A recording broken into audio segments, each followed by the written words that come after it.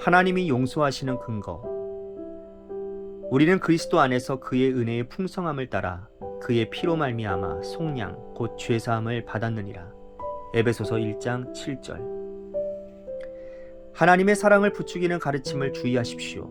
이 가르침은 하나님은 친절하시고 사랑이 많으시니 당연히 우리를 용서하실 것이라는 생각입니다. 이러한 감상적인 생각은 성경 어디에서도 찾아볼 수 없습니다. 하나님께서 우리를 용서하시는 유일한 기반은 그리스도의 십자가의 그 엄청난 비참함 때문입니다. 이 외에 다른 것을 근거로 용서한다고 말하는 것은 무의식적인 신성 모독입니다. 하나님께서 주의 은혜 가운데 죄를 용서하시고 우리를 다시 새롭게 세우실 수 있는 유일한 근거는 그리스도의 십자가밖에 없습니다. 다른 방법이 없습니다. 우리가 쉽게 받아들이는 하나님의 용서는 갈보리의 고통의 대가를 치른 것입니다. 이에 우리의 단순한 믿음과 함께 죄사함, 성령의 선물, 우리의 성화가 가능해졌습니다. 그러나 이러한 모든 것들이 우리의 것이 될 수 있도록 하기 위해 하나님께서 치르신 그 어마어마한 대가를 우리는 종종 잊곤 합니다. 용서는 하나님의 은혜의 기적입니다. 하나님께서 죄를 용서하시면서 동시에 거룩하신 하나님이 되시기 위해 예수 그리스도의 십자가라는 대가를 치르셔야 했습니다. 속죄를 무시하면서 하나님의 사랑을 말하는 그러한 견해를 받아들이면 안 됩니다. 하나님의 계시에 의하면 하나님은 속죄 없이 우리의 죄를 용서하실 수 없습니다. 만일 속죄 없이 죄를 용서하시면 하나님 자신이 하나님의 속성의 모순이 되는 것입니다.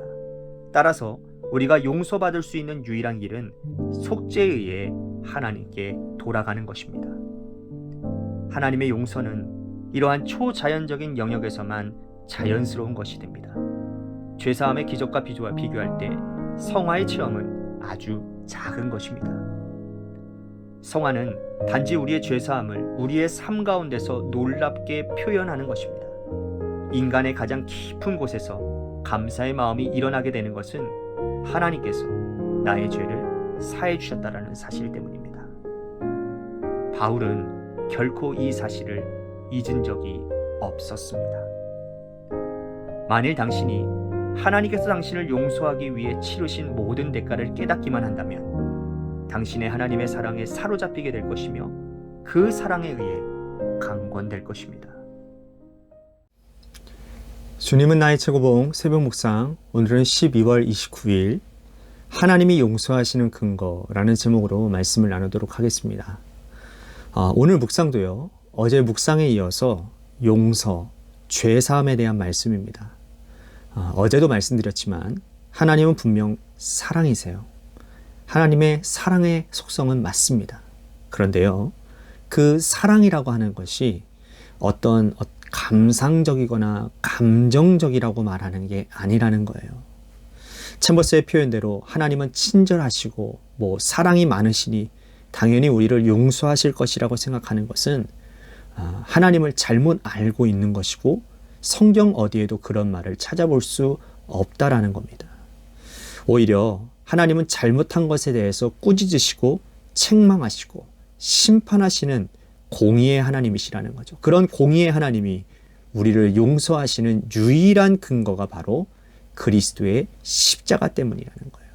이 외에 다른 것들을 근거로 용서한다라고 말하는 것은요, 무의식적인 신성 모독이라고까지 챔버스는 말을 하고 있습니다. 여러분 생각해 보세요. 하나님이 하나밖에 없는 독생자를 보내주셔서 용서의 근거를 만드셨어요. 그 희생, 그 사랑, 그 은혜가 너무나도 엄청난 것이지요. 그런데 그것이 아닌 다른 것에서 용서의 근거를 말한다면 여러분, 독생자까지 희생시킨 하나님의 사랑이 뭐가 되겠습니까? 그것이야말로 정말 신성모독이고 하나님의 마음을 몰라도 너무나도 모르는 것 아니겠습니까? 그래서 하나님께서 주의 은혜 가운데 죄를 용서하시고 우리를 다시 새롭게 세우실 수 있는 유일한 근거는 그리스도의 십자가밖에 없다라고 챔버스는 말을 하고 있는 거죠. 다른 방법이 없다는 거예요. 그런데 우리는 그 사랑을 너무 쉽게 생각해요. 늘 들어서 그런지, 아니면 그 현장이 없어서 그런지, 아니면 요즘은 뭐 그런 상황을 볼 수도 없어서 그런지는 몰라도 우리는 그냥 쉽게 하나님의 용서를 받아들입니다. 그러나 그 고통은 우리가 상상하는 이상인 겁니다. 그리고 그 고통의 대가로 인해 우리의 단순한 믿음과 함께 죄사함, 성령의 선물, 우리의 성화가 가능해졌다라고 챔버스는 말을 하는 거예요. 그러나 이러한 모든 것들이 우리의 것이 될 수 있도록 하기 위해서 하나님께서 치르신 그 어마어마한 그 대가를 우리는 종종 잊어버리곤 한다는 겁니다. 사실 여러분, 사랑과 은혜가 너무나도 크면요, 생각조차 못해요. 여러분, 아이들을 생각하면 될 것 같아요. 아이들이요, 부모님의 사랑, 은혜, 여러분 이런 거 생각합니까? 생각 못해요. 그렇죠? 절대 못합니다. 당장 눈앞에 보이는 뭐 우리 하소미 하이미를 빗댄다면 우리 원로 목사님이 지난 주일날 설교하셨잖아요. 할아버지의 뭐 사랑 뭐 그런 거 신경 안 써요. 걔네들은 할아버지가 사주시는 뭐 과자나 사탕, 장난감 뭐 이런 거 줄 때만 좋아하지요. 평소에는 뭐 할아버지를 위해 뭐 부모님을 위해 얼마나 그 부모님이 할아버지 할머니가 많은 것을 희생하시고 헌신하고 사랑을 베풀어 준다? 여러분, 그런 것에 대해서 상상이나 합니까? 자기가 생각할 수 있는 그 사랑의 범위를요, 훨씬 더 넘어서기 때문에 우리는 그 사랑을 잊어버린다라는 거예요. 이거는 성인이 되어서도 마찬가지인 것 같습니다. 하나님은 우리가 살면서 반드시 있어야 될 것들은 모두 다 공짜로 다 해주셨거든요. 뭐가 있을까요? 공기, 햇빛, 뭐 물, 뭐 이런 것들은 그 누구도 돈 한 푼 내지 않고도 공짜로 누리며 살고 있지 않습니까? 그러나 그것에 대해서 누군가가 여러분들 그것에 대해서 물을 마시면서 하나님 이렇게 공짜로 주셔서 감사합니다. 그런 감사한 마음을 갖나요? 자기가 생각하는 그 이상의 사랑이기 때문에 그런 거예요. 하나님께서 우리를 위해 치르신 희생의 대가 또한 그런 겁니다. 인간의 편에서는요, 상상이 안 되는 거예요. 어떻게 아들을 줄 수 있냐라는 거예요. 관계도 없는 사람에게 말이죠. 그것도 그 모진 고통을 당해야 되고 참혹한 고통을 받아야 되는데 말할 수 없는 부끄러움 가운데 처해져 있어야 되는데 그거 감수하면서 어떻게 우리를 대신해서 십자가에 달릴 수 있냐라는 거예요. 그래서 우리는 우리의 상상을 넘어서는 일이기 때문에 너무 쉽게 잊어버리고 너무 쉽게 생각한다라는 거예요. 아니, 생각조차 아니하고 살아가는 사람들도 너무나도 많다라는 것이죠. 그러나 여러분, 그 사랑이 있었기에 우리가 구원받을 수 있었고 하나님과의 관계가 회복되어졌으며 하나님의 은혜를 누리며 살 수 있는 것이죠. 그래서 여러분, 속죄를 무시하면서 하나님의 사랑을 말하는 그러한 견해를 받아들이면 안 된다라고 챔버스는 말을 하는 겁니다.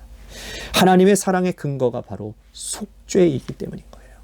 따라서 우리가 용서받을 수 있는 유일한 길은 속죄에 의해 하나님께 돌아가는 것이라고 챔버스는 말을 합니다. 하나님의 용서는 이러한 초자연적인 영역에서만 자연스러운 것이 된다고요. 그러면서 챔버스는 속죄와 성화를 비교하고 있습니다. 죄사함의 기적과 비교할 때 성화의 체험은 아주 작은 것이라는 거예요. 성화는 단지 우리의 죄사함이 우리들의 삶 가운데서 놀랍게 표현되어지는 것이라고 말을 합니다. 그러면서 인간의 가장 깊은 곳에서 감사의 마음이 일어나게 되는 것은 하나님께서 나의 죄를 사해 주셨다라는 사실 때문이라고 말을 해요. 그러니까 여러분, 성화도요, 속죄가 바탕이 되지 않으면 일어나지 않는다라는 거예요. 주님의 속죄 사실이 마음 깊이 깨달아지고 믿어지게 되면서 그 보혈 의지해서 회개함으로 주님 앞에 나아가게 될 때 성화의 삶이 시작이 된다는 것이죠. 사랑하는 성도 여러분, 하나님의 용서하심의 근거를 올바로 깨닫고 삽시다. 그래서 그 속죄의 은혜를 깨닫고 주님의 사랑에 붙잡힌 바 되어 믿음의 삶을 살아가는 여러분 모두가 다 되시기를 주님의 이름으로 간절히 축복하겠습니다. 아멘.